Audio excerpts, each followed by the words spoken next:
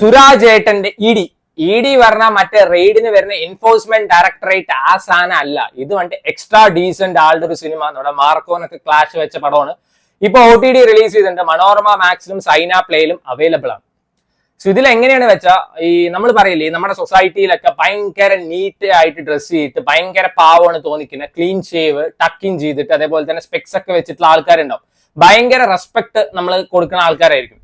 So അവരുടെ ഒരു monster version അല്ലെങ്കിൽ അവരുടെ ഒരു ലിവിങ് ടൈം ബോംബ് ആയിട്ട് അവർ മാറിക്കഴിഞ്ഞാൽ എന്തുണ്ടാവും, അതാണ് ഈ സിനിമയിൽ പറയുന്നത്.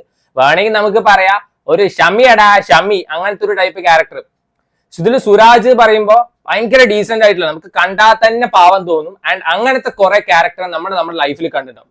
അതായത് പാരന്റിങ്ങിന്റെ പ്രശ്നമുള്ള ആൾക്കാർ ഈ പിള്ളേരെ വന്നിട്ട് പാരന്റ്സ് പൊത്തി വളർത്തും. അതായത് നീ അത് ചെയ്യരുത്, ഇവിടെ തന്നെ ഇരിക്കണം, അങ്ങോട്ട് പോയാൽ നീ പഴച്ചു പോകും എന്നൊക്കെ പറഞ്ഞിട്ട് അവസാനം ഒന്നിനും കൊള്ളാതാക്കും. എന്നിട്ട് അവരെ കുറ്റം പറയും. അപ്പുറത്തെ വീട്ടിലത്തെ രമേശ് കണ്ടില്ലേ ഇങ്ങനെ നടക്കണു, നീ കണ്ടോ ഇങ്ങനെ ഇരുന്നോ എന്നൊക്കെ പറഞ്ഞിട്ട്. സോ അങ്ങനത്തെ ഒരു ക്യാരക്ടറാണ് ഇതിൽ സുരാജിന്റെ. ആദ്യമൊക്കെ നമുക്ക് അയാളോട് ഭയങ്കര ഒരു സിമ്പതി തോന്നിട്ടാവും. നമുക്ക് തോന്നും ഈ സിനിമയിലെ ആദ്യത്തെ ഒരു സീൻ അങ്ങനെയാണ്. അതായത് ഒരു ഷോക്കിംഗ് സീൻ എന്നൊക്കെ പറയാം. അത് കാണുമ്പോൾ നമുക്ക് തോന്നും അയ്യോ ഈ പാവത്തിനോടൊക്കെ ആർക്കെങ്കിലും ഇങ്ങനെ ചെയ്യാൻ പറ്റുമോ. പിന്നെ ഈ സിനിമയുടെ ഫസ്റ്റ് ഹാഫ് അടിപൊളിയായിരുന്നു, നല്ല രസമുള്ള ഫസ്റ്റ് ഹാഫ്. സെക്കൻഡ് ഹാഫ് വെറുപ്പിച്ചു തോന്നും. ഡെഫിനറ്റ്ലി എനിക്ക് ഭയങ്കര വെറുപ്പിക്കലാണ് ഇതിന്റെ സെക്കൻഡ് ഹാഫ് തോന്നിയത്. ഫസ്റ്റ് ഹാഫിലാണ് വെച്ചാൽ ഭയങ്കര രസമായിരുന്നു. അതായത് ഇങ്ങേര് വന്നിട്ട് ഇങ്ങേരെ ഫാമിലിയെ പിന്നീട് ബ്ലാക്ക് മെയിൽ ചെയ്യിപ്പിക്കുകയാണ്. അതായത് ഈ സുരാജിന് ഒരു ബ്രദർ ഉണ്ടായിരുന്നു. ആള് വന്നിട്ട് ഈ ഉച്ചയ്ക്ക് സ്കൂൾ കഴിഞ്ഞ് വന്നിട്ട് ഓംലെറ്റ് ഉണ്ടാക്കാൻ നോക്കുമ്പോൾ ഗ്യാസ് പൊട്ടിത്തെറിച്ച് മരിക്കും. അപ്പൊ ആ സമയത്ത് തന്നെയാണ് ഈ പാരന്റ്സ് സെക്സ് ചെയ്തിട്ടാണ് അടുത്ത കുട്ടി ഉണ്ടായതെന്ന് സുരാജ് ബർത്ത് സർട്ടിഫിക്കറ്റ് ഒക്കെ നോക്കി കണ്ടുപിടിക്കും. പിന്നീട് അങ്ങോട്ട് ഇത് ആ കൊച്ചിനോട് പറയും, നാട്ടുകാരോട് പറയും, നിങ്ങളുടെ നിലയും വിലയും ഇല്ലാതാക്കും, മറ്റു ബ്ലാക്ക് മെയിൽ ഇപ്പിക്കലും പരിപാടിയൊക്കെയാണ്. അപ്പൊ ആ ഒരു പോർഷൻ കാണുമ്പോൾ നമുക്ക് സുരാജിന്റെ ഒപ്പം തന്നെ നിൽക്കാൻ തോന്നുള്ളൂ. അതായത് ഒന്നെങ്കിൽ നമുക്ക് സുരാജിന്റെ സൈഡ് പിടിക്കുക ഈ സിനിമയിൽ, അല്ലെങ്കിൽ ഇവരുടെ പേരൻസിന്റെ സൈഡ് പിടിക്കുക. പക്ഷെ പിന്നീട് ഈ കാണിച്ചു കൂട്ടുന്ന വെകിളിത്തരങ്ങൾ കാണുമ്പോൾ ഇവനെ ആരെങ്കിലും തല്ലിക്കൊന്നാ മതി തോന്നുന്നു. അമ്മാരി വെറുപ്പിക്കലാണ് സുരാജ് സെക്കൻഡ് ഹാഫിൽ വെറുപ്പിച്ചിരിക്കുക.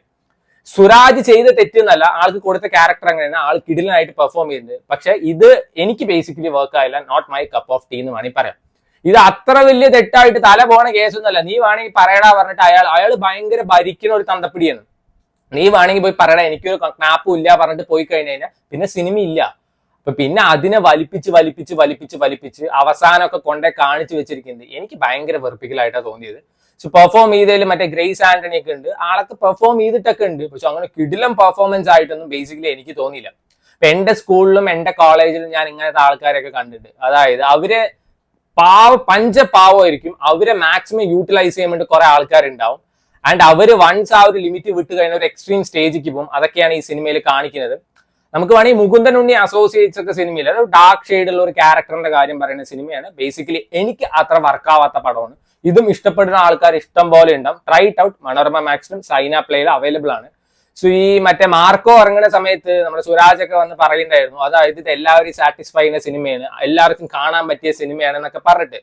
മാർക്കോ സിനിമ അവർ കൊടുത്തൊരു ടാഗ് ലൈനിന് 100% ജസ്റ്റിഫൈ ചെയ്ത രീതിയിലാണ് ഒരു പടം എടുത്ത് വെച്ചിരിക്കുന്നത്. ബ്ലഡ് ഷെഡ് അത് മാത്രമേ അവർ പറഞ്ഞിട്ടുള്ളൂ.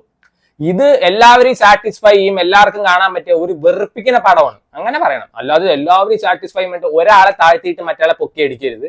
അത്രയ്ക്കുള്ള സാധനമൊന്നും ഈ പടത്തിലില്ല.